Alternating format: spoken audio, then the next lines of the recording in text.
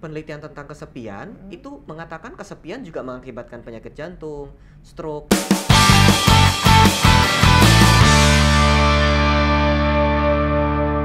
Halo dok. Oi, hello Angel. Kenapa nih? Lesu banget. Perasaan tadi di Instagram story kayaknya lagi baru habis gajian.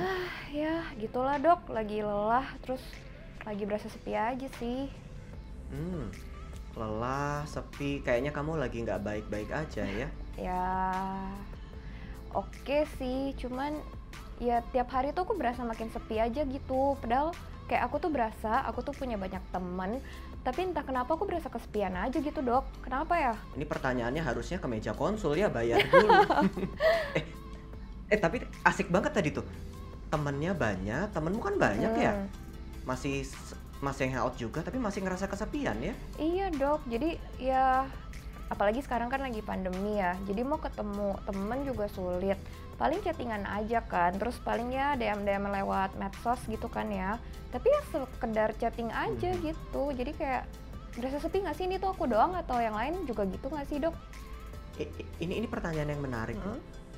Kesepian itu kalau kita persepsikan sebenarnya itu sama kayak perasaan lain loh, Jel.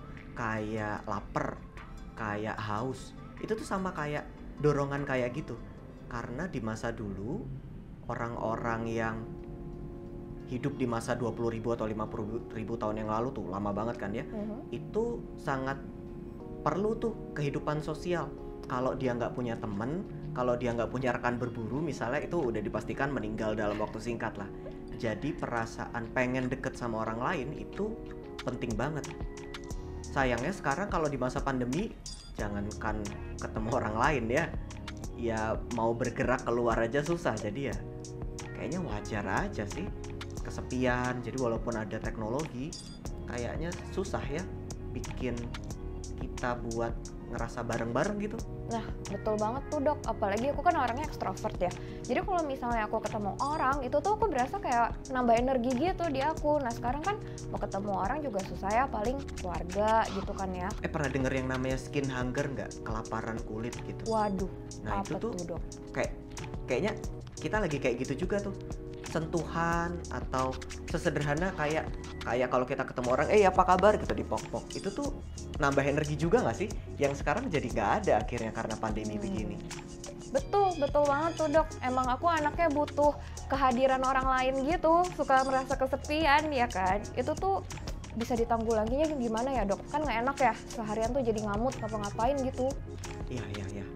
Sebenarnya kita bisa ngeliat rasa kesendirian ini sebagai dorongan aja sih, dorongan untuk mencari kebutuhan kita, yaitu kebutuhan sosial. Tapi problemnya gini, Jel, kalau kita udah terlalu lama merasa kesepian, merasa sendirian, kita tuh akan ngerasa kalau ini tuh hal yang patut dipertahankan.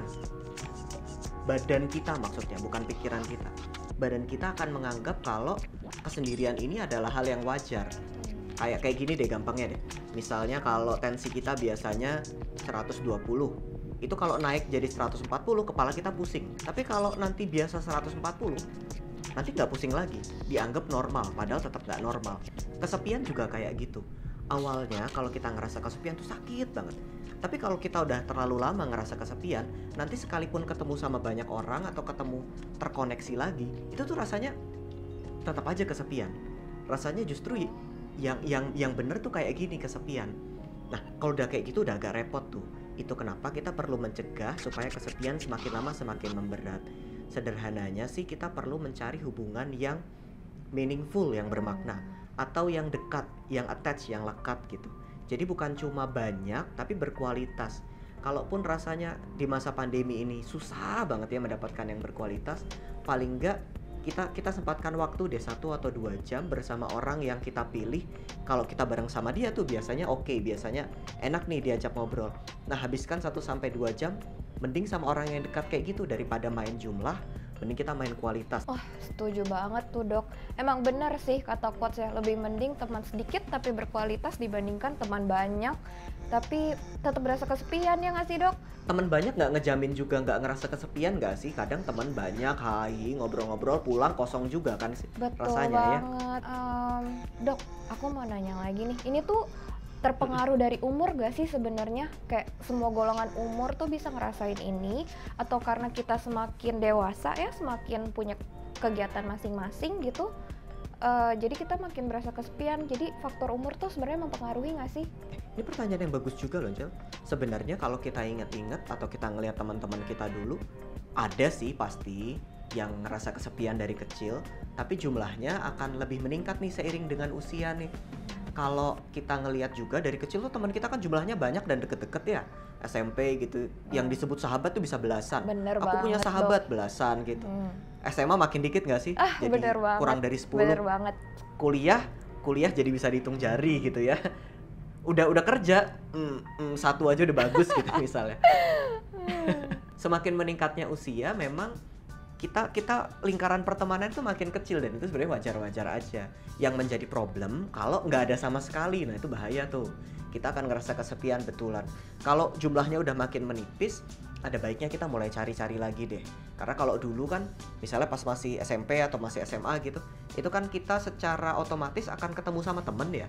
Berarti akan secara otomatis juga ngebentuk lingkaran pertemanan tuh. Sementara kalau udah dewasa gini kan enggak. Kalau kerja kan beda ya, kita nggak bisa nyamain rekan kerja sama teman, kan nggak semuanya bisa kayak gitu. Mungkin kita butuh nyari nih kelompok hobi atau kelompok kesukaan tertentu, misalnya ada yang suka modeling, suka fotografi. Nah, siapa tahu bisa nyari teman-teman di situ tuh, nyari yang baru. Iya, betul sih, betul. Itu yang aku juga ngerasain sekarang sih. Nah, Dok, kalau nih misalnya ya, aku tuh karena belakangan ini berasa kesepian ya, itu tuh aku berasa badan aku tuh capek gitu loh, Dok, bawaannya. Kayak mau bangun tidur aja tuh, berangkat kerja bawaannya tuh berat gitu. Itu tuh emang ngaruh ya dari misalnya berasa kesepian, terus jadi ke fisik gitu, Dok? Jel, tahu nggak sih kalau di bungkus rokok itu kan ada tulisan ya, merokok membunuhmu gitu. Betul. Merokok mengakibatkan penyakit jantung, sakit macam-macam tuh. Iya, betul. Penelitian tentang kesepian juga ada loh, dan ini menarik banget. Wow. Penelitian tentang kesepian itu mengatakan kesepian juga mengakibatkan penyakit jantung, stroke, darah tinggi, dan lain sebagainya. Tahu kabar buruknya, penelitian tentang kesepian ini angka kematiannya lebih tinggi daripada rokok. Jadi harusnya ada label juga ya, kesepian membunuhmu gitu.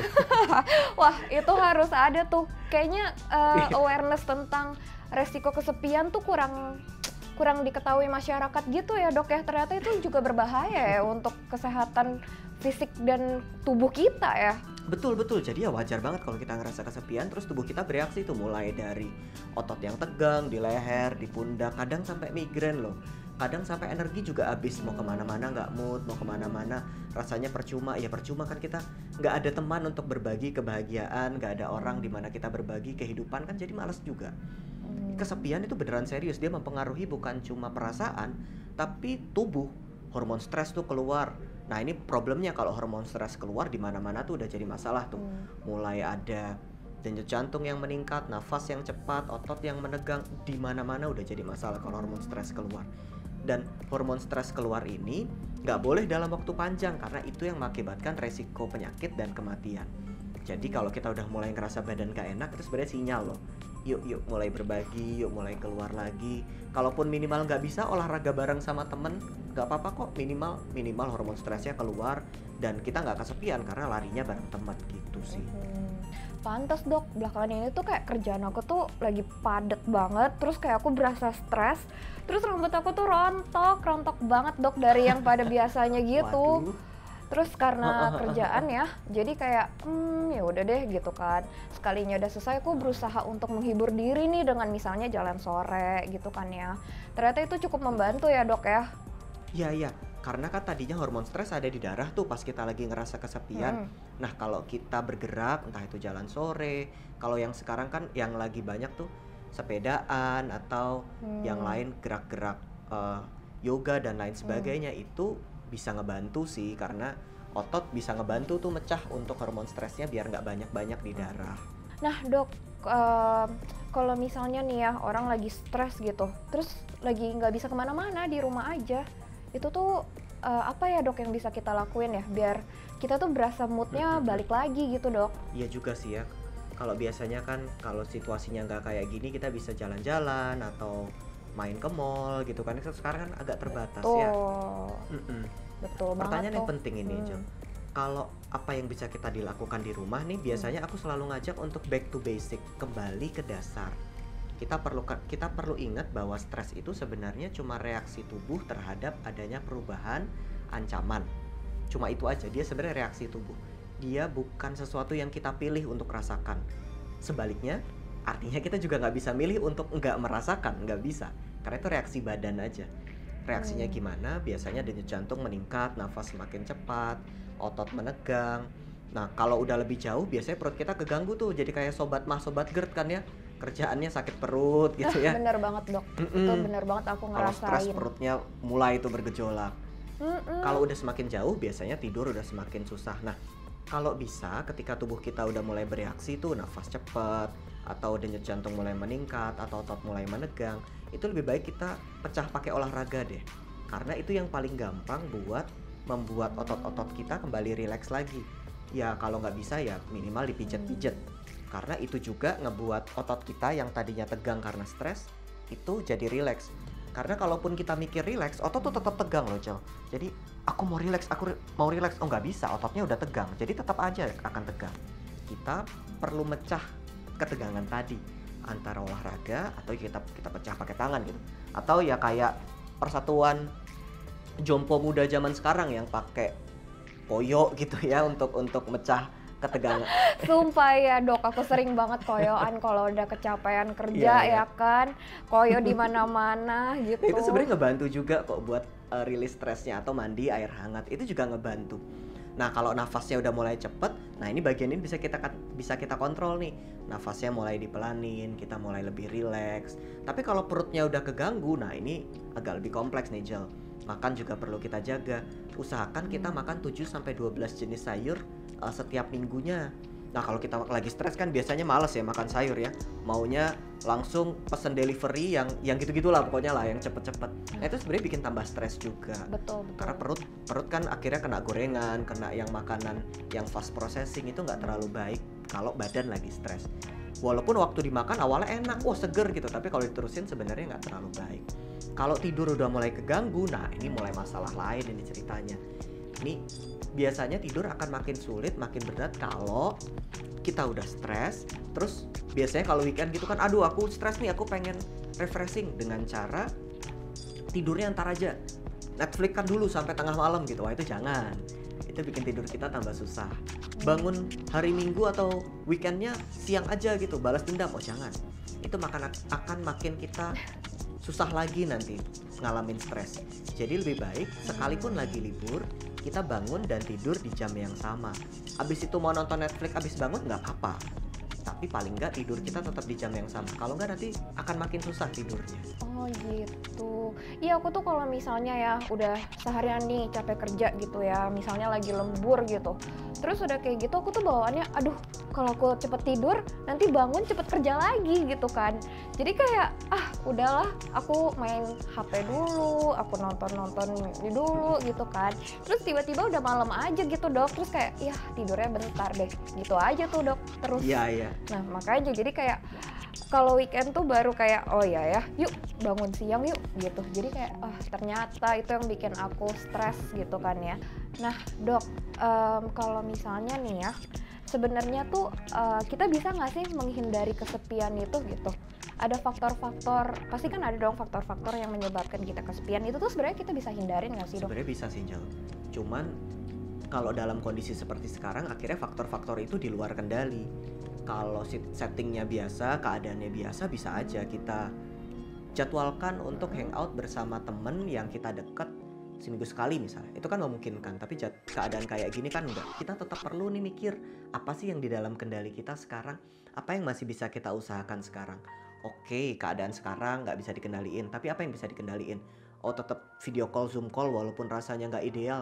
Emang nggak ideal, tapi paling nggak itu lebih baik daripada tidak ada sama sekali. Biasanya masalah akan makin besar kalau kita menyerah nih sama keadaan. Kita bisa ngendaliin, kita bisa ngusahain, tapi percuma deh, mending nggak usah. Nah yang kayak gitu-gitu yang bisa bikin repot. Banyak hal yang sebenarnya bisa kita tetap usahakan untuk mencegah kesepian ini semakin memberat. Kalaupun rasanya nggak bisa memperbaiki nih ya, kan mungkin mungkin rasanya enggak, ini tetap nggak sama. Ya kalaupun emang nggak bisa diperbaiki, minimal minimal kita mencegah biar nggak memberat dengan Zoom call, dengan aku kadang tuh suka main game bareng temen gitu loh. Jadi main Mobile Legend bareng gitu, cuma seru-seruan bareng. Itu ya biar seru-seruan aja, nggak sama sih kayak main bareng orang yang ada di sebelah, tapi paling nggak kesepiannya nggak memburuk, sorry maksudnya. Nah iya, seenggaknya kita punya interaksi lah ya dengan orang lain, karena kan kita memang makhluk sosial kan ya dok ya.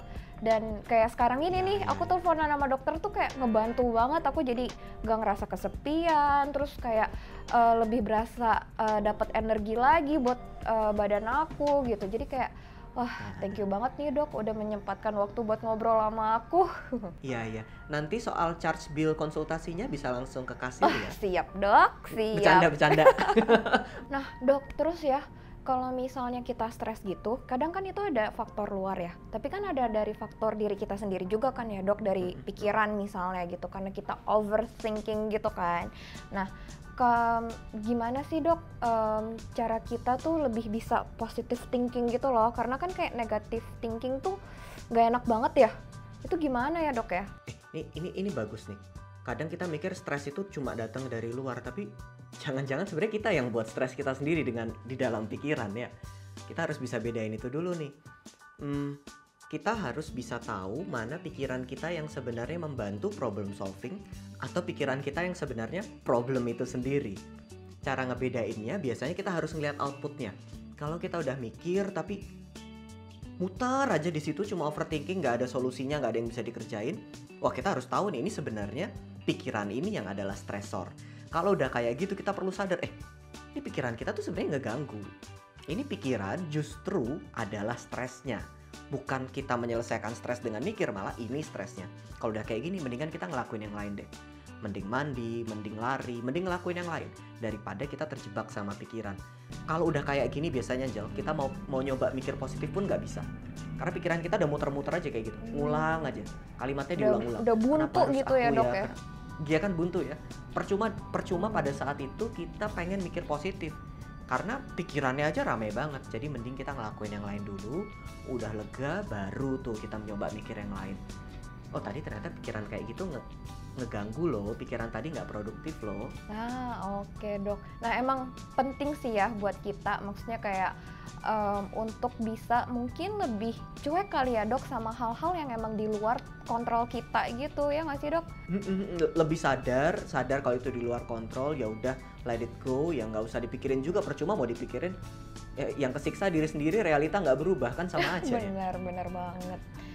Nah terus dok ya, kayak misalnya nih, kayak kemarin tuh aku berangkat ke kantor gitu ya dok ya, karena udah bawaannya kan kesepian, udah bawaannya tuh gamut, terus kan aku orangnya kan yang cukup ekspresif ya gitu dok.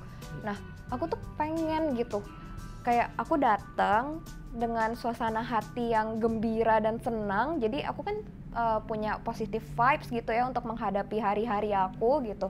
Gimana caranya ya dok untuk bisa melawan mood yang nggak bagus gitu? Tapi kita bisa ngelihat loh perasaan kita yang lagi nggak enak, yang lagi bad mood tuh kan dari cara jalan kita, cara gerak kita kan ya.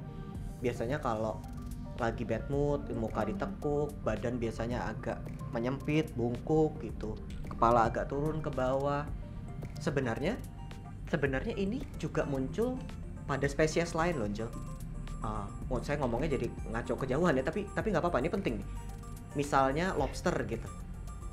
Lobster tuh kalau dia kalah berantem sama lobster lain, itu dari yang tadinya lobster capitnya gede, terus dadanya busung gitu, itu jadi sebaliknya, jadi menunduk, kepalanya ke bawah, tangannya jadi nyempit gitu. Itu menggambarkan perasaannya yang nggak enak. Seandainya kalau lobster ini mengubah bentuk jalannya atau mengubah bentuk badannya, biasanya perasaannya membaik. Itu tadi yang ngalahin lobster yang udah kalah ini bisa diajak berantem lagi tuh. Udah kalah ngajak ribut balik gitu. Mungkin kita perlu belajar juga dari lobster ini. Kalaupun memang perasaan agak nggak enak nih, agak nggak nyaman nih, mungkin gaya jalan kita yang diubah dulu. Kita perlu sadar dulu tapi posturnya ya. Kalau posturnya mulai agak nunduk, sadar yuk tegak dulu sebentar. Dada dilebarkan, Tangan juga bentuknya lebar, jangan ciut gitu kecil. Nanti perasaan kita akan ngikut. Ketika kita membentuk postur yang lebih baik, biasanya perasaan kita akan sedikit lebih enak. Jalannya lebih enak, ngelihat ke depan lebih enak, nafas juga lebih enak. Nah, kita belajar dari lobster nih kali ini nih. Iya, aku tuh suka dibilang gitu loh dok, kayak Jel, lu tuh mukanya nggak bisa bohong banget sih kalau bete, nggak mood, Iya. pasti deh kelihatan. Gak enak tahu dilihatnya kayak gitu kan nggak enak juga ya kalau maksudnya not presentable gitu loh ke orang lain, apalagi kan di kantor ya gitu. Nah terus kayak apa, ternyata tuh aku baru sadar hal-hal kecil dari kayak ayo Angel semangat hari ini, jalannya lebih tegap, terus kayak lebih percaya diri, itu tuh ngaruh banget ya dok ya. Kadang kita harus bergerak dulu baru perasaan berubah. Jangan nunggu perasaan berubah buat nunggu bergerak. Kadang kebalik, kita harus ngubah cara jalan dulu, cara bicara dulu, baru kemudian perasaan kita membaik. Wah, terima kasih banget ya dok udah nyempetin waktunya malam ini buat ngobrol sama aku. Sama-sama, dengan senang hati. Ini tuh obrolannya tuh bener-bener ngena banget sih di aku. Semoga bisa memberikan dampak yang positif juga ya buat teman-teman lainnya. Nah, dari obrolan aku ini, aku bisa simpulin sih, ada 3 poin penting nih. Yang pertama, itu tuh penting banget untuk kita bisa mengontrol pikiran kita dan pola pikir kita dalam menghadapi hal-hal setiap harinya. Karena kita nggak boleh tuh terlalu overthinking, terus abis itu kayak mengkhawatirkan hal-hal yang di luar kontrol kita gitu. Nah, untuk yang poin kedua, itu tuh penting banget kita tuh menyadari bahwa jangan terlalu baper deh gitu, jangan terlalu ke bawah perasaan. Kayak misalnya nih tadi, aduh udah nggak mood ya pagi-pagi gitu kan ya. Kita bisa mulai tuh, ayo pasti bisa. Terus kita mulai jalan lebih tegap lagi nih, biar lebih percaya diri gitu. Itu pasti ngaruh banget ke mood kita jadi lebih bagus tuh seharian. Nah, untuk yang ketiga, itu juga penting untuk bisa berbicara nih ke diri sendiri. Ayo, kita pasti bisa. Ayo, semangat menghadapi hari ini. Itu tuh pasti ngaruh banget. Nah, makanya buat teman-teman semua, terus pantengin YouTube channel Satu Indonesia karena masih banyak tips-tips lainnya. Oleh sebab itu, jangan lupa untuk like, comment, dan subscribe YouTube channel Satu Indonesia.